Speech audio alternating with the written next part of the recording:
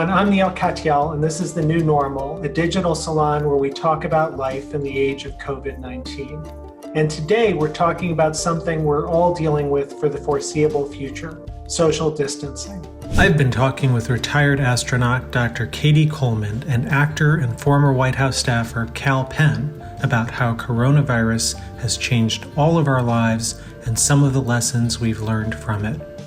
And I feel like there's this moment of pause in which I can be with my friends and family. I'll be out at a distance with the friends, but be able to not travel and think about stuff. And I still have a job. And in some ways, though, there's this deep feeling of guilt I have because I have all these things and this safety net and others don't. And I found it hard to navigate just that tension between my daily life and reading all this horrible stuff, but not necessarily being directly affected in the way other people are. I don't know if you all are struggling with that. I would say yes, in that it is idyllic to be home, and I look out the window and it happens to be beautiful out today.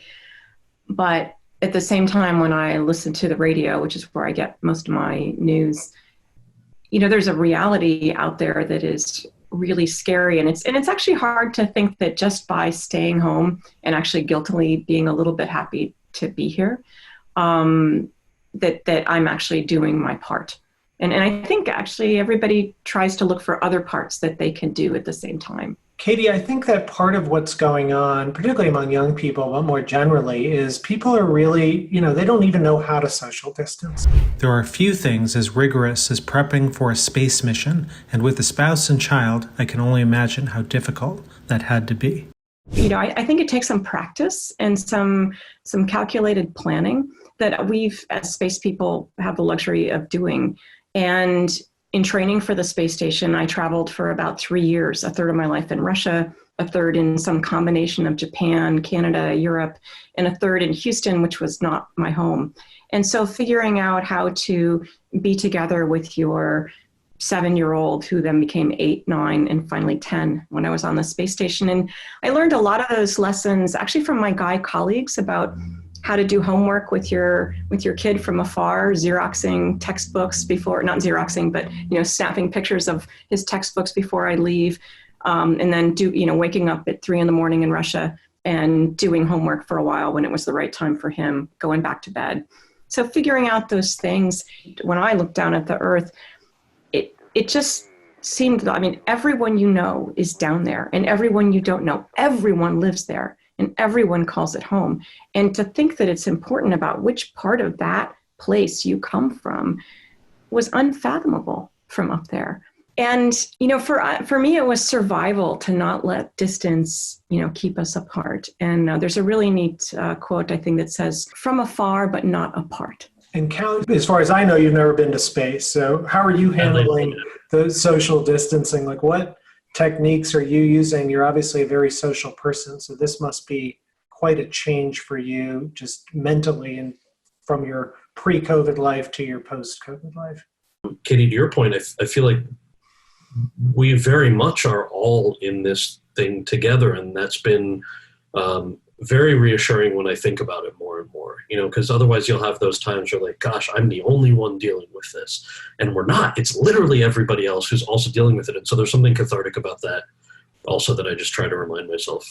I think that the tricky thing for me is, my parents don't live too far away. They live in New Jersey, about an hour outside of New York City, and I can't see them. I was abroad just before the travel restrictions went in place. So obviously had to do the whole 14-day thing in my apartment. But then after that was done, the bigger concern, obviously, is there are way more cases in New York City than there are in the countries I was in before I came home. And so do I really want to go and visit the parents and potentially pass that on? The answer is obviously no. Even things like, do they need help grocery shopping? Should I go grocery shopping for them and then just leave everything by the garage door with some hand sanitizer? And thankfully we haven't had to, it's only been a couple of weeks, and my mom is a true Indian mom with plenty of food frozen. So they haven't had to go grocery shopping yet. But there are things like that I also think about where, you just kind of think, wow, there are a lot of people who we interact with in different ways that we've got to shift that. One of I'm very close with my old neighbor. She's 98 years old. She used to live downstairs from me.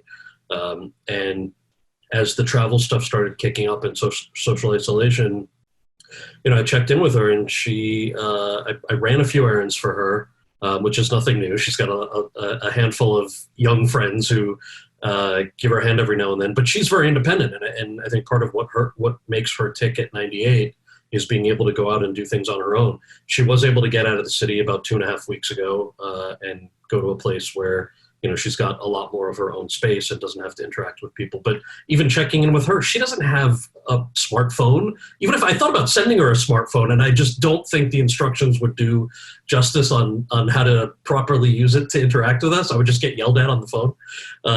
But so it's, checking in with her on the phone as much as possible, but not being able to have that face-to-face with people that we know and love. So those are, I don't know, that's sort of in a nutshell. Those are the silver linings and the really nice things that I found. And then the trickier things that just make us kind of worry and go, okay, well, maybe it's only going to be another couple of weeks. Maybe it's only going to be another couple of weeks. But as evidenced by the title of this program, what do we do? How do we keep this in mind, knowing that it very well may drag beyond that? Yeah, I mean, I've been struggling with the same thing. My mom's 85 and in Chicago. She works full time, but her smartphone died, and I tried for 7 hours to try and get it going with Verizon and this and that.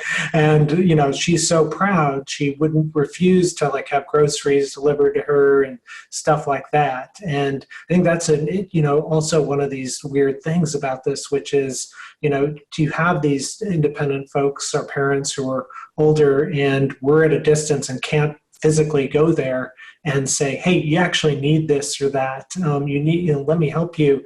And, we can do a bit at a distance, but the one impact of social isolation is that social distancing is you can't actually physically go do a lot of the things we used to do to help people. We talk about the distance and how it affects our daily lives, but what has already arrived for many people, but not for the most of us, is, how do you cope with being away, being distant, when the terrible things that are happening to you? When it is your family that has had to leave the house and be in the hospital in a place that you can't go, whether they're far away, thinking about really just all the effects of this virus. And it made me think about some things that happened while we were in space and how it was hard to be far away when you just really couldn't come home.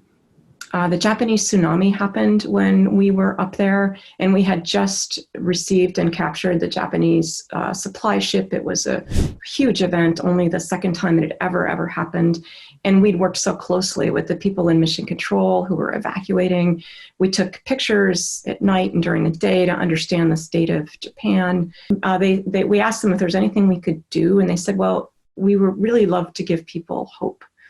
And one of the ways you could help us with that is you've been in the news lately. And if you would make these white cranes that symbolize hope and rebuilding for the Japanese people, these origami cranes, then that would be something that would be a symbol, that would be the fact that they could be in space would be really meaningful. And those actually making them and having them be on the space station was on billboards and things like that.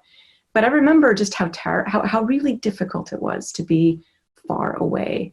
And that's something that is coming for all of us.